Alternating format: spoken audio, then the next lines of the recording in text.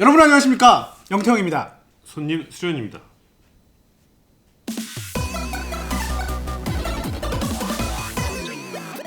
너무 오랫동안 촬영을 안 하고 놀다 보니까 몸도 좀 근질근질하고 안 되겠다. 이대로 가다가는 이게 내가 어디 가서 유튜버라고 하기도 힘들고, 수련이 오랜만에 놀러 와가지고 한번 좀 떠들어 보려고 합니다. 뭘 떠들어 볼까 하다가 새롭게 지금 런칭하려고 기획한 코너가 있어요. 영태형의 불편한 진실. 근데 있지 않았어요, 여러분? 아, 있었나? 우리가 살아가는 동안에 일어나는 많은 일이나 뭐 벌어지는 여러 가지 현상 중에서 아는 사람들은 또 다 아는데 모르는 사람들은 대부분이 몰라서 그런 일이 왜 일어나는지, 왜 일어날 수밖에 없는지, 뭐 여러 가지 많은 그 물음표들을 낳는 일들이 많이 있단 말이에요. 최근에 겪었던 일들 중에서 좀 나눴으면 하는 주제를 잡아서 떠들어 보려고 합니다. 일어나고 있는 일이니까 진실 팩트긴 한데 그 뒷 배경의 어떤 스토리에는 불편해, 괴담적인 느낌도 약간 있고, 사실이라고 하더라도 아무도 그거를 그렇다고 얘기해 주기가 어려운 그런 게 몇 개가 있습니다. 그래서 여러 가지 주제를 아까 수련아 놓고 보다가, 수련이가 모든 주제에 다 관심이 없는 관계로 우리 집 아파트에 인터넷이 자주 끊기는 이유.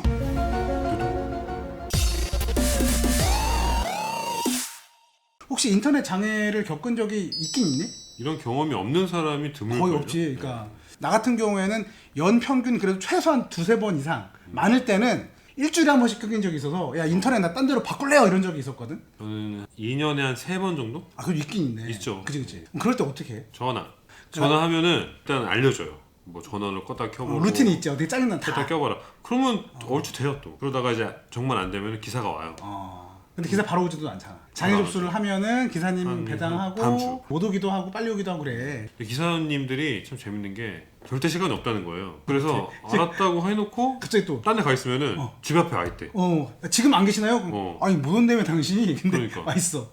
그래서 뭐 저 없을 때 뭐 하기도 하는데 뭐 그분들이 오면 해결은 돼요. 사실 저는 전공이 또 컴퓨터공학이기도 하고 개인적으로 이런 네트워크 장비들이나 이런 것도 관심도 많고 많이 써보다 보니까 궁금증이 조금 이제 전문적으로 넘어간 거지. 그래서 이제 기사님들을 잡고서 물어보기 시작한 거야. 장애가 발생하는 경우는 크게 한 두세 가지가 있는데, 일단 아까 말한 것처럼 그 개인 장비, 개인 설비에 오류가 나오는 경우가 이제 좀 제일 많죠. 빈도수로는 공유기에 전원이 나갔어.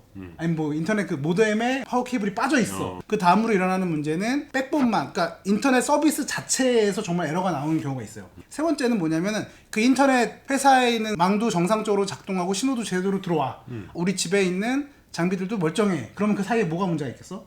그 사이에 연결되어 있는 동안에 뭔가 끊어질 수 있잖아요. 그럴 순 있죠. 거기서 다 정상이니까. 내가 겪었던 대부분의 문제는 그 마지막 문제였던 거예요. 그래서 이제 기사님들을 이제 아까 말한 것처럼 불러갖고 배정을 받고 오면 난 좀 부담되는 게, 집에 들어온단 말이야. 이 서비스 절차가 있어요. 기사님이 직접 일단 집에 방문해서 내가 개인적으로 전화 받고 했던 그 일을 똑같이 해봐. 공유기를 점검하고 신호 체크하고 껐다 켜보고 컴퓨터 있나요 해서 들어가고 핑을 때려보고 그걸 하는데, 내가 옆에서 저 죄송한데 제가 다 해봤고요. 기사님들도 정해진 매뉴얼이 있어. 그쵸. 어쩔 수가 없는 거야. 해야지. 너는 외부 사람들이 난 우리 집에 이렇게 들락날락하는 게 이렇게 편하진 않은데, 편하지 않죠. 물론 한 번 볼, 두 번 볼 사이는 아니라고 하지만 저 사실 우연히 침대 밑에 맥심 잡지가 들어갔는데 우연히 들어갔다고? 그리고 깜빡 잊고 있었어요. 근데 표지가 좀 유독 얕있는데 그때 인터넷 기사님이 침대 빼라고 뒤로. 그거 왜? 근데 딱 뺐는데 맥심이 딱 있는 거야. 그래서 어떻게 했어? 근데 그분이 이렇게 남자구나.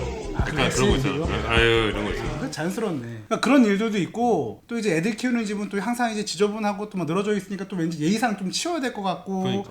그래서 아까처럼 방문 시간이 변동되면 그게 되게 스트레스다. 그렇죠. 나같이 내 남자가 없는 상태에서 애들만 있거나. 맞아.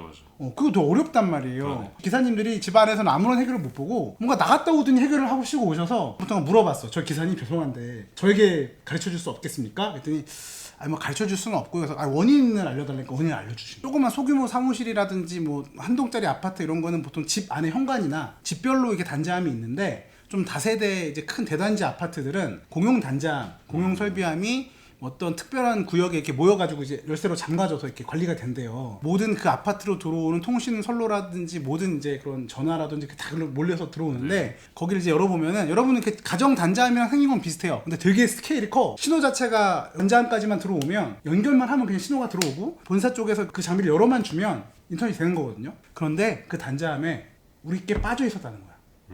한참 일주일에 한 번씩 빠질 때였어. 아니 이번에도 빠졌나요? 그러니까 이번에도 빠져있어. 세 번인가. 그러니까 내가 열받아서, 아니 저 기사님 죄송한데 아니 왜 기사님들이 와가지고 이거를 자꾸 빼요? 그 기사님께서 하는 말이, 이게 만약에 통신사가 A, B, C사가 있어. 그럼 다 경쟁 관계에 있잖아. 아파트 공용 관리사무소랑 작업할 수 있는 권한이 있는 기사님들한테는 키가 있고 열 수 있는 권한이 있죠. 마스터키. 그러면 그게 자기 작업을 할 때 그럼 A사 직원은 A사 작업을 할 때 A사 회선만 건드려야 되잖아. 사실 그렇잖아. 근데 B사 C사의 회선을 잘못해서 건드리는 경우가 있어요. 근데 잘못해서 건드리는 게 아니라 의도적으로 B사나 C사에 있는 다른 호스에 연결되어 있는 거 있으면은 그거를 빼놓기도 한다는 거예요. 그러면은 실수로 A사가 예를 들면 자기 쪽 작업을 편하게 하려고 빼놓는 거 아니에요? 그러니까 그게 아니고 그냥 한두 개씩 빼놓고 가는 게 관례다 이거야.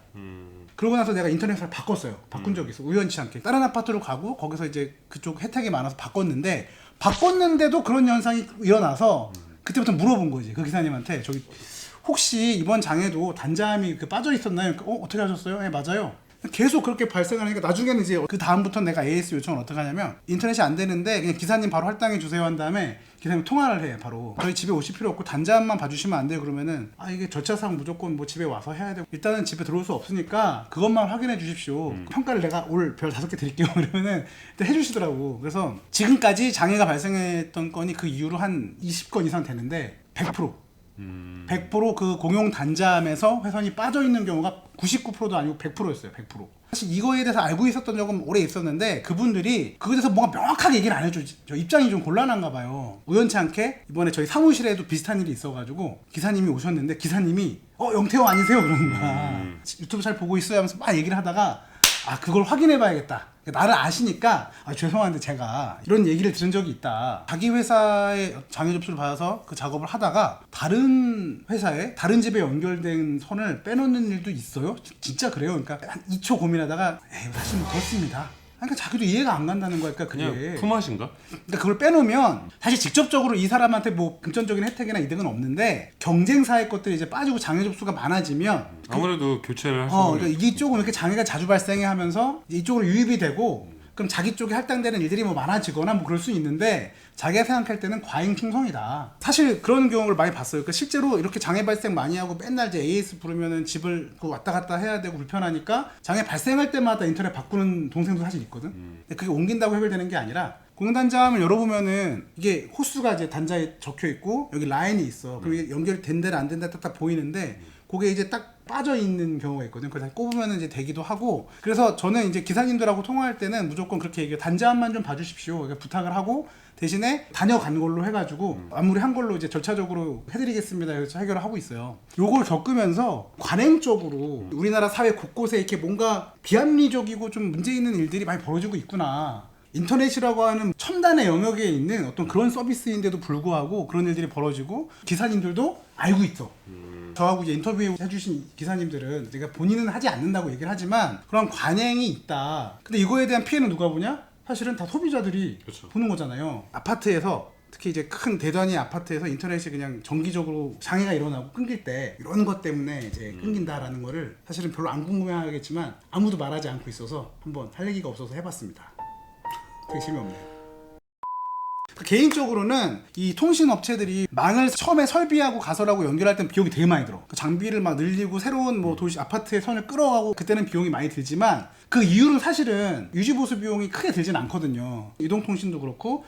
그러면은 비용이 오래됐다고 해서 막 우리가 요금을 막 10분의 1로 깎아주고 그런 건 아니잖아요. 아니죠. 그럼 얘네들도 재투자를 해서 합리적으로 돌아갈 수 있게끔 한다거나 공용단자함에서 벌어질 수 있는 만약에 다른 업체에서 누가 소수의 분들이라도 그걸 빼는 사람들이 있어. 시스템적으로 그걸 인식해서 빠르게 뭐 대처해 줄 수 있는 시스템이라든지 뭔가 그런 합리적인 그런 발전된 시스템도 인터넷 속도가 올라가는 만큼이나 좀 같이 좀 개선됐으면 좋겠다. 뭐 이런 생각이 좀 들어요. SK, KT, LG U+ 잘 듣고 있나요? 듣고 있으면 좋겠는데 안 보겠지 뭐 영태형. 우리나라가 사실 전 세계적으로 그 인터넷 속도가 굉장히 nom사격으로 빠른 편에 들어가잖아요. 지구 최고 아니에요? 근데 1등은 뺏겼더라고.